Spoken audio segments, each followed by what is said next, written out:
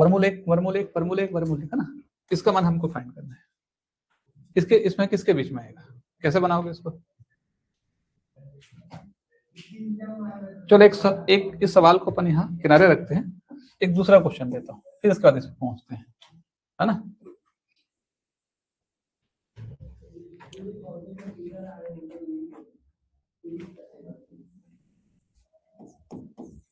वर्मूल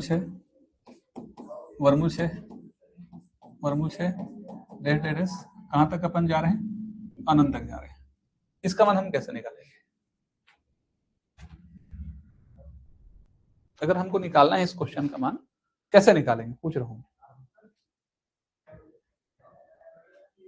कैसे निकालोगे? इसको x से y मान के बराबर कर देते हैं ना। मान लेते हैं कि इसका उत्तर किसके बराबर है, x के बराबर है ना। x का मान कितना हुआ, वर्मूल के अंदर 6 प्लस वर्मूल के अंदर 6 प्लस वर्मूल के अंदर 6 डेस प्लस वर्मूल के अंदर 6 ऐसे निकलता जाएगा। क्या मैं इसको ऐसा लिख सकता हूँ, 6 इतने को देखो एक बार ध्यान करो, इतने को, ये अंदर का जो माल मटेरियल है पूरा ये क्या है, वही तो है जो बोल रहा था, वर्मूल के अंदर 6 वर्मूल के अंदर 6 वही तो है ना। तो ये वही तो है, कुछ अलग है क्या? नहीं। इतने को क्या लिख सकते हैं अपन, x लिख सकते हैं, है ना भाई। इतने को क्या लिख सकते हैं अपन, x लिख सकते हैं। तो यहां से इतने को हम x लिख सकते हैं। अब समीकरण के दोनों पक्षों का हम क्या कर देंगे, वर्ग कर देंगे, है ना। समीकरण के दोनों पक्षों का अपन क्या कर देंगे, वर्ग कर देंगे। तो जैसे वर्ग करेंगे तो वर्गमूल हटेगा, x स्क्वायर हो जाएगा, यहाँ 6 प्लस x हो जाएगा, x को इधर ले आओ तो x का स्क्वायर माइनस x माइनस 6 बराबर कितना, 0। एक बार समीकरण तैयार हो जाएगा। गुणनखंड से चाहे फार्मूले से किसी भी तरीके से हल कर लो आप। दो संख्या गुणा करें तो 6, घटाएं तो 1 आना चाहिए।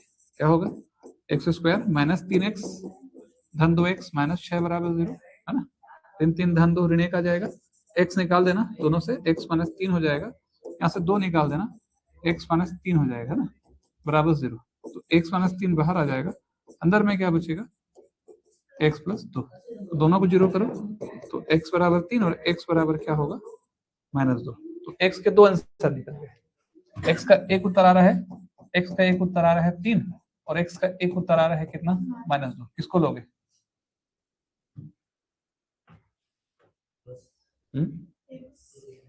हाँ, x का दो उत्तर आया ना, ऋण 2 क्यों नहीं लेंगे, रूट का मान माइनस में कहाँ आ रहा है, उतने का मान माइनस में आ रहा है।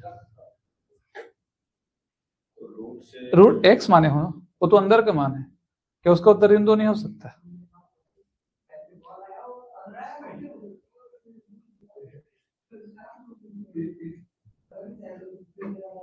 क्यों भाई, वर्गमूल 9 का मान प्लस माइनस 3 होता तो है। हाँ तो फिर यहाँ क्यों नहीं होगा, ठीक है, आखिर में उतने का उत्तर तो है ना, एक तो इधर मिलेगा ना, ऋण 2 इधर तो आएगा, तो एक प्लस 3 है, एक माइनस 2 है, क्यों नहीं ले सकते? जब वर्गमूल 9 का मान धन ऋण हो सकता है तो उसका मान क्यों नहीं होगा? x का मान जैसे कि -2 लेंगे, तो वहां पे अगर जो ब्रैकेट में दोनों पक्षों का वर्ग करो ना, बिल्कुल बराबर आएगा, फिर उसी को तो हल करके आया, -2 रखेंगे, बिल्कुल संतुष्ट होगा। वहां पे सर जैसे -2 रखेंगे, 6 -2 4, x इस सब का जोड़ x है ना, इसमें क्यों रखोगे तुम, इसी को तो x मान के हल, इसमें क्यों, वो तो बराबर ही आएगा। तो यहाँ पे जो ब्रैकेट अगर यहाँ ऋण 2 रखोगे तो इसमें क्यों रखोगे, बात तो है ना, इससे ये बनाया तो इसको संतुष्ट करेगा ही करेगा, रख के देखो ना। सवाल उसकी नहीं है, सवाल इसकी है कि इसका उत्तर वहां x, इसका उत्तर x आ रहा है ना, इतने का मान -2 क्यों नहीं हो सकता भाई। तुम इसको यहाँ से लेके इसको लेके हल क्यों, तो ये इससे बना है, ये गलत क्यों होगा, ये तो संतुष्ट करेगा ही, उसी से तो आया, तो संतुष्ट क्यों नहीं करेगा। बड़ा डीपली सवाल है, जनरली इसको क्लियर नहीं करते हैं टीचर लोग। देखो एक्चुअल में क्या होता है, समझना मेरी बात को ना,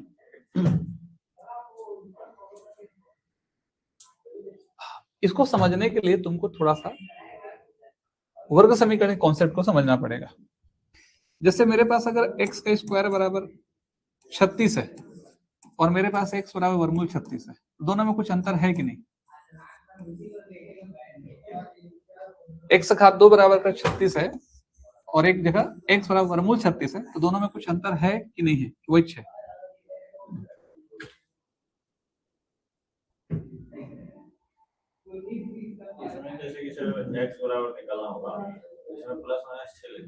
और उसमें क्या देखो, किसी भी समीकरण में चर की अधिकतम घात कितनी होती है? जितनी होती है उसके उतने अधिकतम हल होंगे। इसीलिए जब वर्ग समीकरण होता है तो 2 हल निकलते हैं, घन समीकरण होता है तो 3 हल निकलते हैं।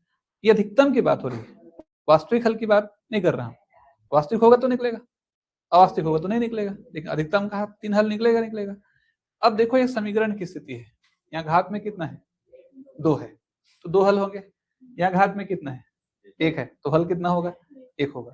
तो ये वर्ग का मूल, इसलिए जब 10th आप पढ़ते हो तो वहां पर वर्ग समीकरण शब्द प्रयोग किया जाता है, क्वाड्रेटिक इक्वेशन यूज करते हैं, वो एक समीकरण है। और जब आप 8th पढ़ते हो तो उसमें खाली वर्गमूल निकालना पड़ता है। आपको बोल देता है भैया ना, वर्गमूल 36 का मान कितना है भाई, तो लिख देते हो 6। वर्गमूल 9 का मान कितना है, तो लिख देते हो कितना? 3। वर्गमूल 2 का मान कितना है, तो 1.414। यहाँ प्लस माइनस लगाते हो क्या? नहीं लगाते, जबकि एक समीकरण से बना होता है। तो यहाँ इसका भाव पावर में 1 है, मतलब 1 हल निकलेगा, वो सामान्य रूप में है वो, मतलब सीधा उसका आंसर हम क्या लेंगे? यहाँ पर 6 ही लेंगे, ऋण 6 या धन 6 नहीं लेंगे। लेकिन ये अगर x स्क्वायर बराबर 36 है तो इसका मतलब है प्लस माइनस 6 से आया हुआ है ना। ऐसी कौन सी संख्या जिसका वर्ग करेंगे तो 36 आएगा? धन 6 का वर्ग भी 36 होता है, ऋण 6 को 36 होता है, इसीलिए यहाँ पर x बराबर तुलना करने पर धन ऋण 6 आता है। तो स्क्वायर वाले समीकरण से प्राप्त हुआ है तब 2 मान होंगे, लेकिन साधारण तरीके से प्राप्त हुआ तो 2 मान नहीं होंगे, 1 मान होगा। तो वही चीज यहाँ भी हो रहा है। जब इस सवाल को हम लोग बनाते हैं, है ना, इस सवाल को देखो, इस सवाल को अगर हम लोग यहाँ पर बनाते हैं, सॉल्व करते हैं, तो एक स्पेशल चीज है यहाँ। स्पेशल चीज ये है कि यहाँ पर ये एक घातीय समीकरण है, x का मान आप लियो, x पावर 1 लियो, इसका मतलब है इसका हल कितना आएगा? 1 ही आएगा, x का 1 ही उत्तर होगा, है ना, 2 उत्तर नहीं होगा। 1 होगा x बराबर कितना? 3, 1 होगा x बराबर कितना? -2। तो वो 1 मान होगा, 2 मान होगा नहीं, ठीक है। अब ये 2 मान में से इसी मान को क्यों रखेंगे, इसको क्यों नहीं लेंगे? उसका रीजन सिंपल है, क्योंकि मान आगे जुड़ रहा है। वर्गमूल 6 में मैं क्या कर रहा हूँ, बात को सिंपल समझना, है ना। वर्गमूल 6, फिर यहाँ पर क्या है? वर्गमूल 6, है ना। तो मैं अगर ये मान के चलता हूँ वर्गमूल 6 प्लस मैं मान के चलता हूँ केवल ये वर्गमूल 6 का मान रखूंगा तो कितना आएगा? 2 से 2.4 होता है, अभी निकाले थे 2.44, तो 2 से प्लस रहेगा, 2 से ज्यादा वाला वैल्यू रहेगा, 2 से कम वाला वैल्यू नहीं ले सकते। तो इसीलिए हम लोग यहाँ पर क्या ले लेंगे? यहाँ पर 1 बराबर 3 ले लेते हैं, ठीक है, समझ पाए ना। और जब आप लोग क्वेश्चन बनाते हुए यहाँ, तो इसीलिए जब ये सवाल आएगा तो सवाल को ऐसा नहीं बनाएंगे हम लोग, है ना। इसका ट्रिक है, 2 ट्रिक अपन दिमाग में रखेंगे इसका।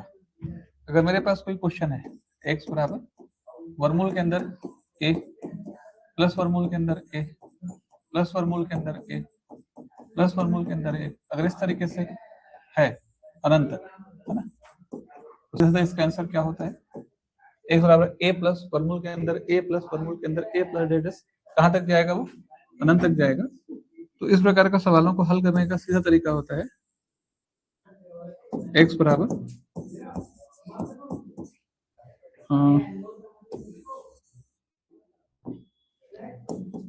√4a plus 1 4a plus 1 plus 1/2, सीधा सीधा √4a प्लस 1 प्लस 1/2, मतलब a का मान कितना है? 6 है, तो 6 चौक 24, 24 और 1 25, 25 का वर्गमूल, और यहाँ पर क्या हो जाएगा? प्लस 1 भागित 2, तो 25 का वर्गमूल कितना होता है? 5, 5 प्लस 1 भागित 2, 5 और 1 6, 6 भागित 2, 2 तिया 6, तो x का उत्तर कितना निकल जाएगा? 3। ये मेरा आंसर, सीधा ट्रिक बनेगा, एक्स्ट्रा दिमाग लगाने की जरूरत नहीं पड़ेगी, है ना। यहां भी देखो, जैसे मान लो जैसे वर्गमूल के अंदर मेरे पास 12 है, वर्मूल के अंदर मेरे पास 12 है, वर्मूल के अंदर मेरे पास 12 है, यही है। लेकिन इसमें एक स्पेशल चीज होता है, इसी में है ये जानना ज्यादा बेटर है, इस फार्मूले को जानना आपको ज्यादा आवश्यक है, लेकिन फिर भी एक एक्स्ट्रा ट्रिक भी समझ लो, कई बार समय बर्बाद नहीं होता। हाँ बस वही, अगर ये राशि कितनी है, 3 गुणित 4 है ना, अगली राशि क्या है, ये कॉमन ट्रिक है, 3 गुणित 4 है, अगली राशि क्या है, 3 गुणित 4 है। अंदर की जो राशि है ना वो क्या है, एक क्रमागत दो संख्याओं का गुणनफल है, तो आंसर क्या हो जाएगा, आंसर हो जाएगा n+1, यानी ये वाला 4 मेरा हो जाएगा आंसर इसमें। अब इसको इसमें रख दीजिए, 4a+1, ठीक है, ध्यान दो ना, वही आएगा। यहाँ कितना लिखा है, 12 है ना, 4 गुणित 12 + 1 भागित 2, तो 12 चौक +1, 12 चौक 48, 49, 49 गुणित 7 होता है, 7 + 1 बड़े 2, तो 8 बड़े 2 और 2 चौक क्या आ रहा है ना, इसमें रख रहे हो उस फार्मूले में तो भी आ रहा है वर्गमूल 12 का उत्तर। और वर्गमूल 12 कैसा है, एक बढ़कर है, 3 × 4, मतलब 12 मतलब 3 × 4, तो बड़ा वाला क्या रहा है 4, तो मेरा आंसर हो जाएगा।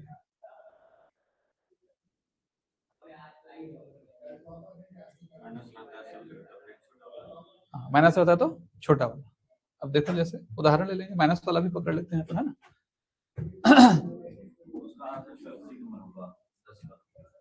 अभी पहुंचेंगे ना, क्योंकि वो थोड़ा अलग है, वो डायरेक्ट उसमें नहीं बनेगा, वर्ग समीकरण का नियम लगेगा वहां, इसीलिए उस मामूला क्वेश्चन को पहले उधर रखो, पहले इसको समझो, इस बेसिक को समझो, प्रैक्टिस सेट में जैसा भी वो अलग चीज है अपने जगह में।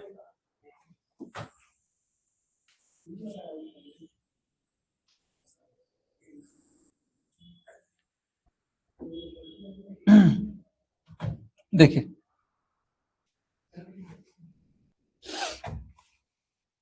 जैसे कि अगर मेरे पास माइनस में 2 माइनस 2 माइनस 2 माइनस ऐसा करके अगर माइनस में है ना, तो इसका मतलब क्या होगा, ये माइनस में है तो फार्मूला में थोड़ा सा बदलाव आएगा, एक तो अगर माइनस में है तो क्या होगा, वर्गमूल के अंदर 4a+1 -1 कितना होगा 2, तो वर्गमूल के अंदर 4, a का मान कितना है 2 +1 -1/2, 4 दूनी 8 और 1 9, वर्गमूल 9 -1/2, वर्गमूल 9 का मान क्या होता है 3 - 1/2, 3 में 1 जाएगा तो 2/2, और यहाँ उत्तर किसके बराबर आ जाएगा 1 के बराबर, है ना। वर्गमूल 2 का मान 1.41 होता है, अब इसका भी 1.41 होगा, लगभग उससे थोड़ा कम आएगा, तो घट के 1 के बराबर आएगा। तो कई बार अगर सवाल आ गया और ऑप्शन दूर दूर फेंक दिया है तो वो कुछ भी दिमाग नहीं लगाना है, सीधा ऐसे ही हल कर लेना है। तो वर्गमूल 2 का मान 1.414 होता है नॉर्मली, 1.414 में कुछ घटेगा तो 1 के आसपास आएगा। अब एक ऑप्शन में 1 है, एक ऑप्शन में 4 है, एक ऑप्शन में 8 है, हालांकि नहीं देगा वो, बहुत होशियार है, समझ रहे हो ना, बोर्ड है ना। एसएससी खास करके, एसएससी के बहुत सारे कॉपी होते हैं क्वेश्चन अलग अलग एग्जाम में, एसएससी बहुत सोच समझ के बनाता है, आसपास ही रखेगा। तो अगर कहीं खुदा ना खासा सिंपल क्वेश्चन आ गया, छोटा क्वेश्चन आ गया, तुम्हारे स्टेट एग्जाम में छोटा क्वेश्चन आ गया, तो देख लेना, बिना बनाए भी अपन रिस्क ले सकते हैं कहीं, है ना, ठीक है, आया समझ में। तो फार्मूले में क्या हो जाएगा, ये माइनस हो जाएगा।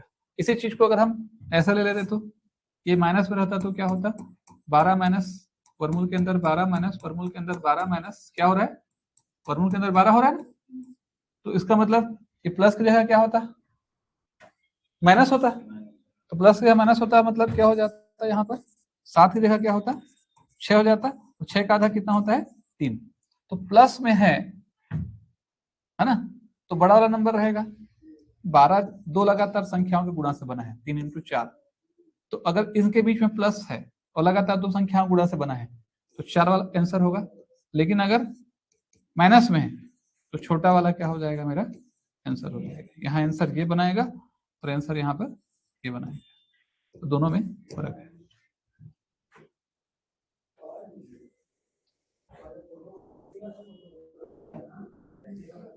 ठीक है, समझ पा रहे हो ना, ठीक है, क्लियर है।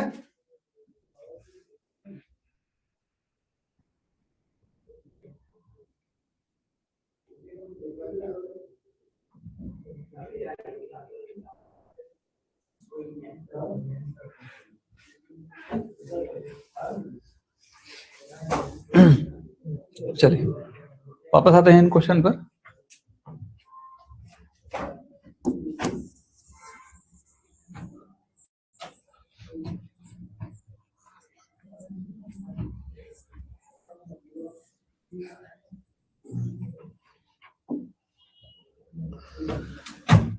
देखो वर्मूल के अंदर एक प्लस, वर्मूल के अंदर एक प्लस, वर्मूल के अंदर एक प्लस, ऐसे बना हुआ है अनंतर।